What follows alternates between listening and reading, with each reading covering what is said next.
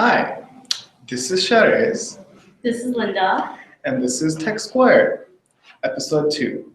So, as you guys know, that we are going to be live reviewing the Apple Watch as soon as it comes out. Also, we might have an actual Apple Store employee trained in every aspect of the Apple Watch, and she might come on the show. This week, what we want to do is kind of do sort of a prequel to what's to come and talk about wearable tech and how we think it's majorly influencing the change in the tech world today and how the tech world itself is, the direction the tech world is taking right now, according to us. And the first thing we really wanted to talk about is something that's not very talked about or covered by media, and that is virtual reality. All started a long time ago, actually, in the 90s and 80s, but recently Oculus, a company, made a headset for gaming based on virtual reality called the Oculus Rift. You can literally experience your game as if you are inside the game.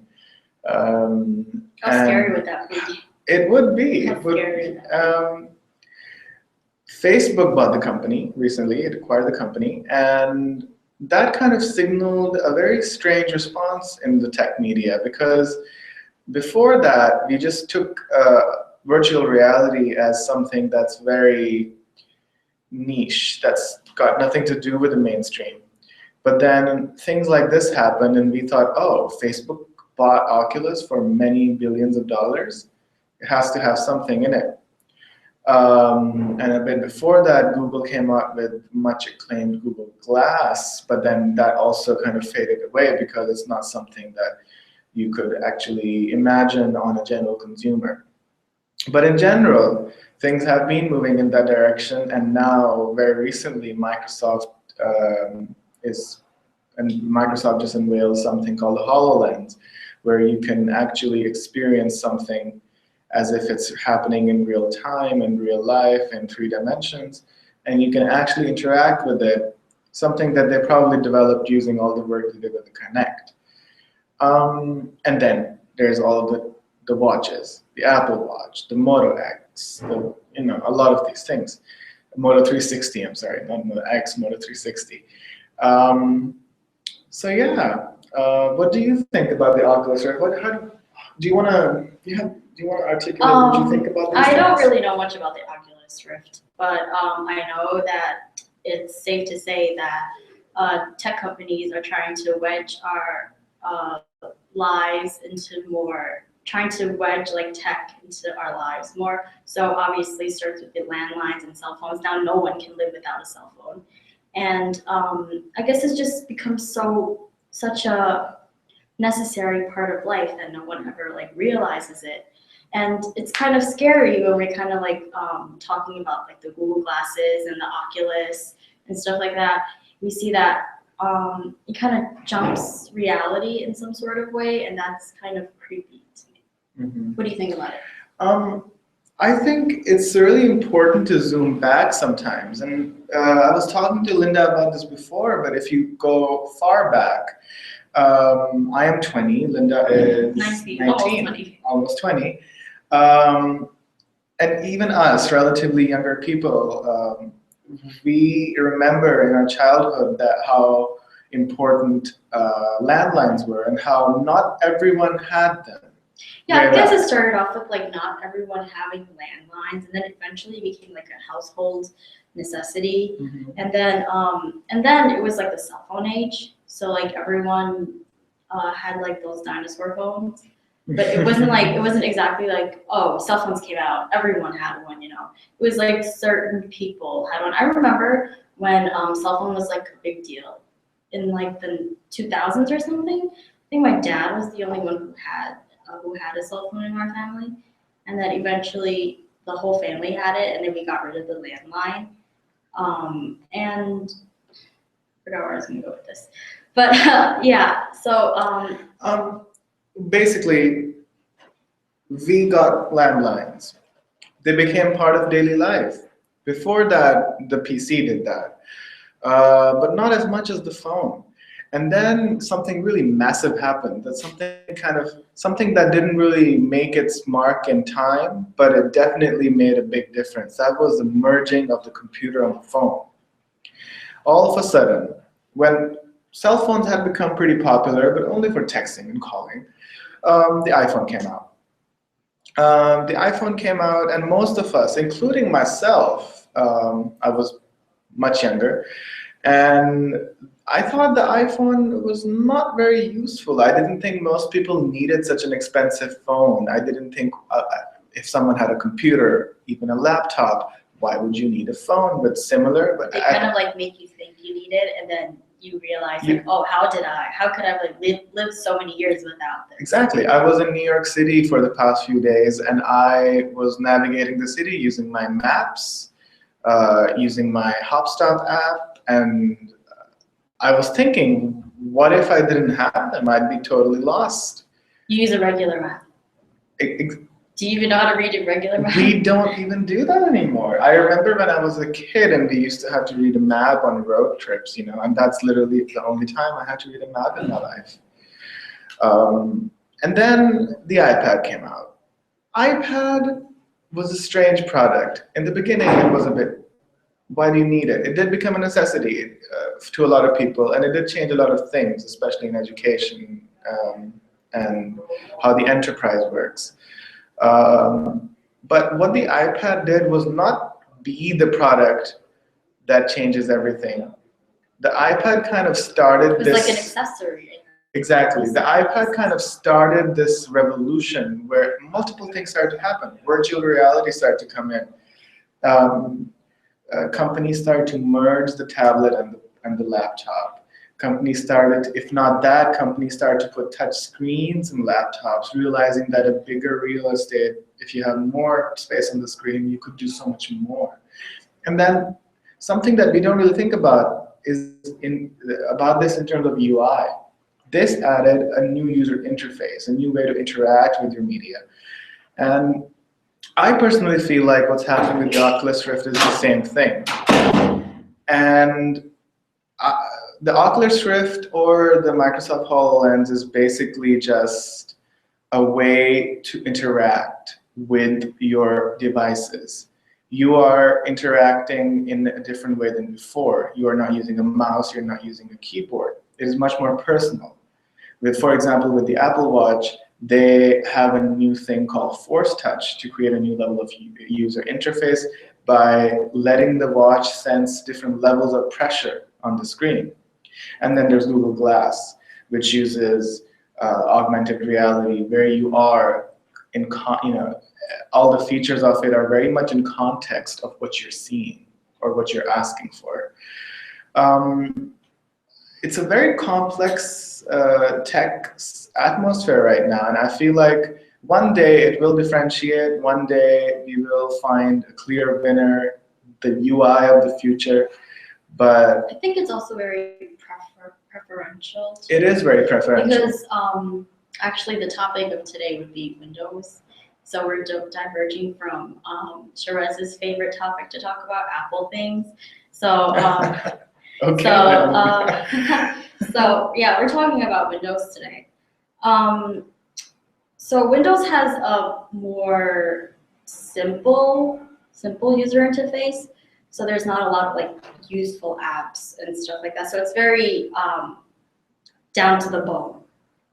And I just think that the Microsoft operating system is very useless because I've been spoiled with like Androids and Apple systems where we have calculators, we have Instagram, and all these like social media sites that are designed for like Androids and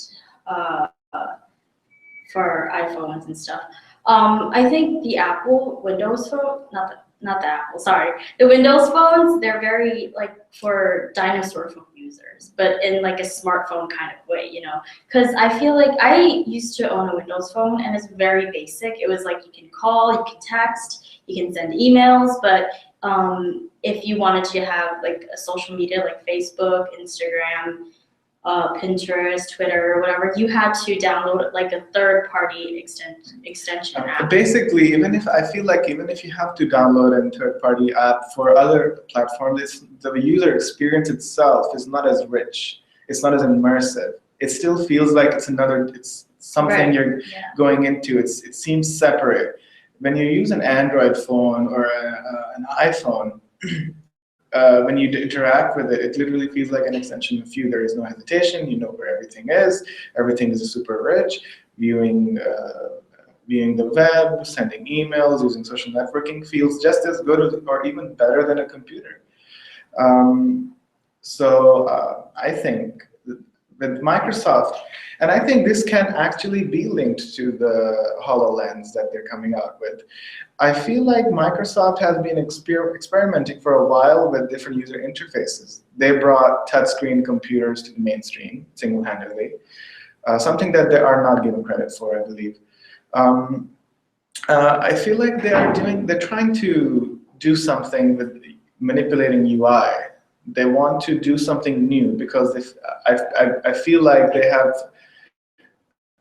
pretty much lost in all other ways. Yeah, I think like Microsoft was like one of the first like PC companies that like was innovative in like creating a computer and all that stuff and all this like operating system jinkies. But I feel like with the HoloLens, they're trying to reinvent themselves and try to stay on top of their game, you know. So I don't know when the Microsoft HoloLens is coming out, but on their website they do have some information on how like you can use it and stuff like that. So it's more of like holographic, but you can interact with it. Basically, imagine this. Linda wants to use a computer.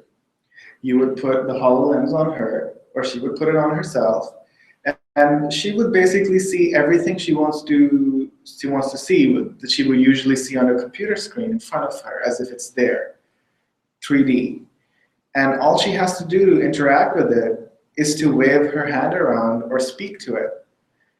Kind of also enhancing something that happened way back with Google Now and Siri and now Cortana with Microsoft, the whole voice assistant concept.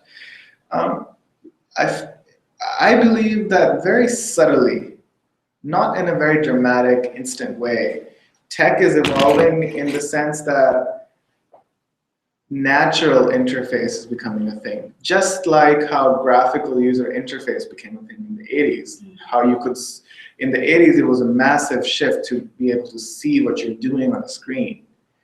And now, the massive shift is being able to communicate with your touch, with your voice, and now it's shifting into a place where not only can you communicate with natural senses, you can also experience it as if it is part of your natural life.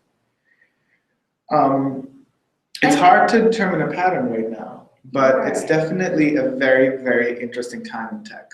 I guess like the thesis for this episode would probably be that technology is really trying to integrate into our lives. I mean, it has always been for decades.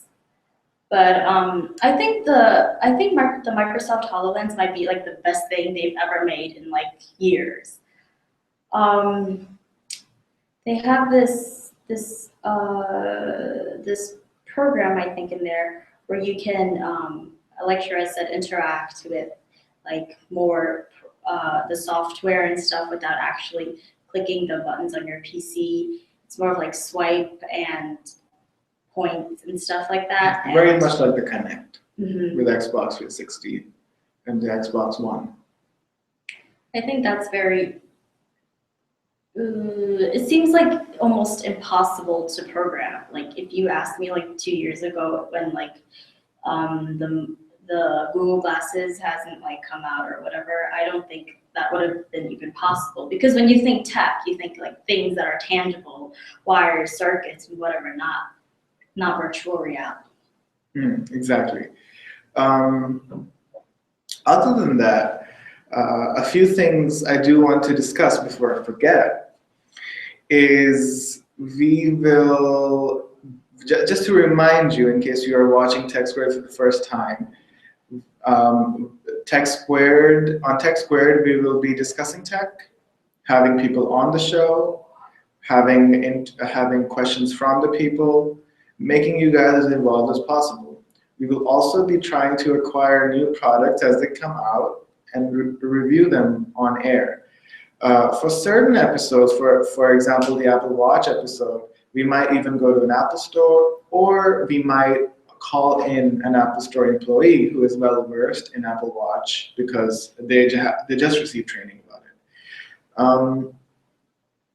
Yeah, I know our like first two episodes have been kind of like everywhere. We don't exactly know what we're talking about. And it's kind of boring because we can't do like demonstrations of actual products and stuff like that. But I think in the future we'll hopefully be able to have the products on the show and do probably drop tests and whatnot. Benchmarks, everything. And also, again, we want you guys to be on the show, and we want you guys to tell us what you want on the show. Let us know what products you want us to review. Let us know if you want to buy a Mac or a PC and you can't decide and you want us to go, against each other and defend Windows versus Mac. We can do that for you. So, or in terms of phones, if you can't decide. I'm just hypothetically giving you examples. Be involved with us. I think the thing with like technology, I just believe that they should play a certain niche at one point. Phones should just be for phones, not calling and whatever. But now I use my phone to read ebooks and stuff like that. So like 2 years ago, I thought that if I ever get a smartphone, it would just be to call people, maybe interact on Facebook and social medias and whatnot. But now I realize that multifunctional tech is probably will play like a big part in my life. And I never knew that I would be reading ebooks on my phone, taking notes. In class, we both go to chemistry class and we solve in-class questions purely on our phone. And that is the only option we have. Who thought that you could not get a certain part of your grade if you did not have a smartphone? But I believe it's kind of like also with so many features, it's also kind of like a distraction. So in chemistry, it can go anyway, but I do believe it. Multifunctionality is the way to go right now. Yeah. So I was just saying in chemistry, you know how we have this program called Top Hat, and we basically answer, because our class is so big, we're not able to take attendance all the time. So our professor puts up like lecture questions as like as a way of taking attendance, right? So we have to answer and we get points. We get attendance points for it. And I just think that because my phone has so much functions, I can go on Facebook, I can go on Instagram, I can go on Pinterest. I'm usually when the questions aren't up, I usually feel distracted by these type of social media, so I might not always answer the questions correctly. So I'm just saying multifunctional is great for a tech object, but it's also a distraction, so watch out. Exactly. It's all about the pros and cons, There are cons, but at the same time, at this point, we have gotten so much functionality, but there's so many pros to it as well.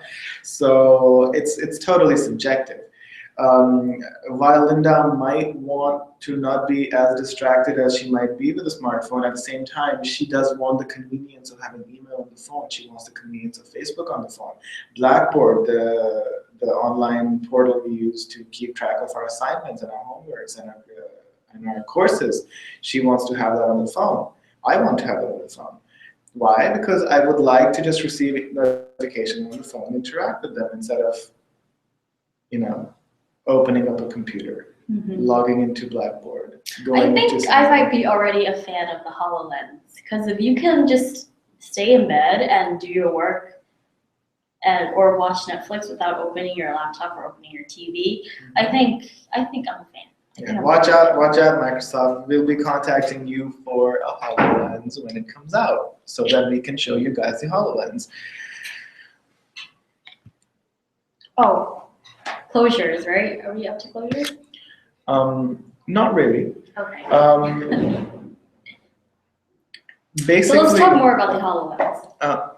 So just to recap, this was a very open-ended discussion on what we feel tech is going into, how we are in the midst of things, how tech interacts with us, how it changes our lives, and the state of wearable tech, and how tech is going through a major evolution, like it did in the 80s and 90s. But now we want to focus more on the HoloLens, since it's a relatively new concept, a new product that they unveiled. We would like to talk about it a bit more. And since Linda is so excited about it, I'd rather she start. About the evolution. About HoloLens. About the evolution of virtual reality and stuff.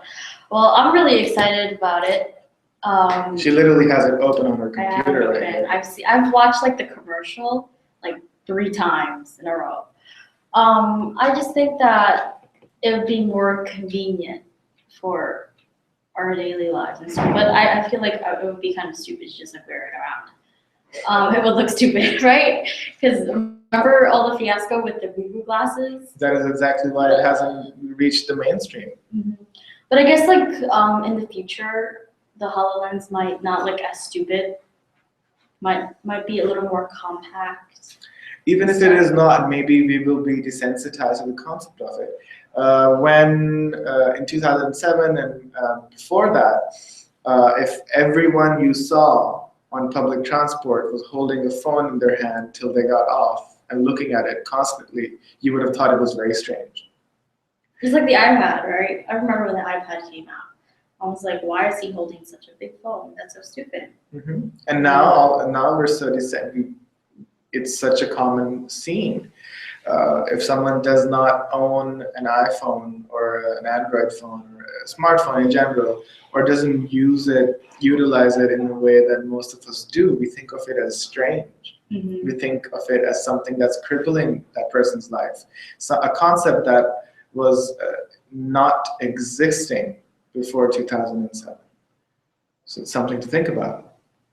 What if the HoloLens or having holographic computing maybe it will become something that is the mainstream, and maybe it will become something that we make part of our daily life. And even if it doesn't, usually big breakthroughs like the HoloLens or the Oculus, they lead to other innovations that impact us in a positive way. So even if it does not make it to the mainstream, I am extremely excited about it, just like I was with the Oculus Rift and Google Glass. I wonder if the HoloLens like requires internet and data services, because that would make things a lot different. I feel like HoloLens is basically just a way to communicate with your pre-existing computer, because I cannot imagine a very powerful computer existing in those glasses. It might be something that tethers to your computer, and then you use your computer via the HoloLens, just like you use a mouse or a keyboard. But then, once again, that would be pretty inconvenient still, exactly. Because then you still have to open your laptop. So much for like the convenience of HoloLenses. In terms of how it's going to impact consumers, I'm not completely sure. But from a tech we'll always find view, a way to like integrate things. Exactly. I mean, like the Google glasses hasn't like broken through anything, but we know like the Oculus has been a pretty prolific thing amongst gamers and stuff like that. Because gaming is not necessarily like computing in general life. With the gaming, you sit down and you game with your friends or yourself. It is not something. Gaming is not necessarily something which is as much a part of your daily life or as much a part of your 24-hour life as the HoloLens will be. So it's something we're definitely very interested in seeing. We don't want to say that it's going to be a success or not. We're actually excited to see if it will be a success or not. I mean, I guess when new tech comes out, we'll always find a way to integrate it. I've said that before. Yeah, that's what I wanted to say about the HoloLens. Other than that, one last thing I do want to interject in this whole thing is that tech, I feel that other than a very few companies, this is something I always say to people when I talk to them about tech or tech companies, especially how they're doing. I feel like tech doesn't have a lot of direction right now. People are trying to find the next paradigm shift, just a paradigm shift, just like they were looking for when they It's like, introduced the mouse. but it's kind of like a two-way street too, right? Because they're looking at consumers' needs, but we're also looking at something to. Well, consumers are also looking out for something to follow, like the cell phones. The companies are trying to, especially Apple is trying to like tailor its programming and software to what we think would be a necessity, and we're also looking at them to see what they'll come out with for us, so we can like follow the trend, right? Exactly. The concept. Another thing, the concept of what the users want and tailoring to consumers' needs is something that I feel like has left tech because nobody wanted an iPhone. Nobody wanted capacitive touch to become the center of our daily lives. Nobody wanted Android. Nobody wanted any of this. Tech right now is in a phase where it is experimenting with things that will become something the consumers need. Something that is very interesting. And something that I will discuss in a future episode is art and tech. Because art has taken massive shifts. It's changed from, it started in the Renaissance, went into Picasso, then went into sculpture, went into modern art, and now some of the artists that I know of do nothing but coding to make their art pieces. They don't touch a paintbrush. They haven't touched a paintbrush for 10 years. So Melissa Clark, someone I will tell you about later. Later, after the show. Yeah. So that is something very important. A lot of people don't even draw with E-style anymore. They only code. So yeah, that's about it. In general, this show was all about us discussing wearable tech. We would love your suggestions. We would love your input. Email us at techsquared@ideasevolve.com. If you want to be part of the show, if you want to give opinion on the show, if you want to give your opinions on tech, anything at all, we have open ears. We want to try and keep the show very organic, so you might see us mess up and whatnot. We don't exactly have a script for what we want to talk about or doing. We don't have like a format either, so we're kind of like messy all over the place, just like as people if, interact in real life. As if we're talking to each other. And we are kind of talking to you. You're going to be watching the show. So yeah, that's been episode 2, Wearables. This is Linda, and I'm Shahrez, and this has been Tech Squared. Goodbye, guys. See you next week.